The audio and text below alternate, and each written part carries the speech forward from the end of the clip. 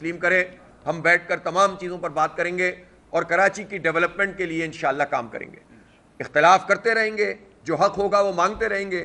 کہیں پر ہم محسوس کریں گے کہ اس میں کراچی کے عوام کی جب ہم بات کرتے ہیں تو اس میں سندھی بھی ہیں, مہاجر بھی ہیں, بلوچ, پنجابی, پختون, سرائکی, ہزارے وال, کشمیری, میمن, گجراتی, پارسی, مسیحی, ہندو, حتیٰ کہ کچھ سکھ برادری کے, اور شاید یہاں پر کچھ جو ہے یہودی بھی موجود, کچھ مجھے معلوم ہوا ہے کہ ہیں. اگر یہ سارے لوگ موجود ہیں تو میئر سب کا میئر ہوگا. اور جماعت اسلامی تو اس پر یقین ہی نہیں رکھتی کہ وہ انسانوں کو تقسیم کر کے ڈیولپمنٹ کا کام کرے. سب لوگ ہمارے ہیں. اسی طرح جو پیپلز پارٹی کو جس نے رائے دی ہے, جو پیپلز پارٹی کے پلیٹ فارم سے جیتا ہے اور صحیح طریقے سے جیتا ہے, تو ٹھیک ہے, یہ جمہوری عمل ہے. جماعت اسلامی کبھی یہ نہیں کرے گی کہ اس کو مارجنلائز کرے گی. اور اس بات کا ثبوت ہے کہ 2001 سے 2005 تک جب نعمت اللہ خان صاحب سٹی ناظم تھے تو جو فنڈ کی جو ہم نے اس کو تقسیم کیا تھا, اس میں اس وقت 178 یونین کونسل تھیں. ہم نے نہیں دیکھا تھا کہ یہ پیپلز پارٹی کی ہے یا جماعت اسلامی کی ہے, کسی اور پارٹی کی ہے. سب کو برابر پیسے ملتے تھے. اگر 5 لاکھ تھے تو 5 لاکھ ملے, پھر اگر وہ 30 لاکھ بنے تو 30 لاکھ ملے. میرا خیال ہے کہ آخر میں تو 1 کروڑ روپے تک بات چلی گئی تھی, 95 لاکھ روپے تک.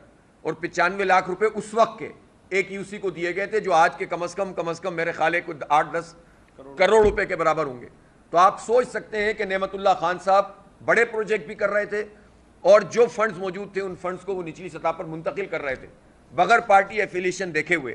تو یہ صلاحیت بھی اور یہ وسیع الظرفی بھی جماعت اسلامی رکھتی ہے کہ چاہے پیپلز پارٹی کا آدمی ہو, پی ٹی آئی کا ہو, جماعت اسلامی کا ہو, نون لیگ کا ہو, جے یو آئی کا ہو, ٹی ایل پی کا ہو, یا کوئی علاقہ ایسا ہے کہ جہاں پر اور پارٹیاں بھی اسٹیک جو نہیں جیت سکیں, وہ بھی اگر کہیں گے کہ نشاندہی کریں گے تو انشاءاللہ تعالی ہم یہ سارے کام کریں گے.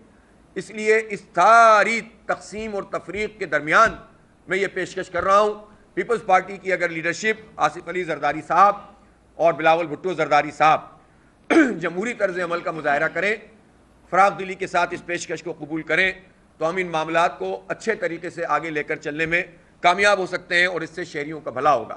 لیکن کوئی بھی ایسا کام جو غیر جمہوری ہوگا, غیر آئینی ہوگا, ظاہر ہے اس کو نہ صرف یہ کہ قبول نہیں کیا جائے گا, بلکہ اس کے لیے ہمارے پاس جو جائز اور قانونی ذرائع موجود ہیں, احتجاج کے اور عدالت کے, الیکشن کمیشن کے, ان سب کو بروئے کار لائیں گے.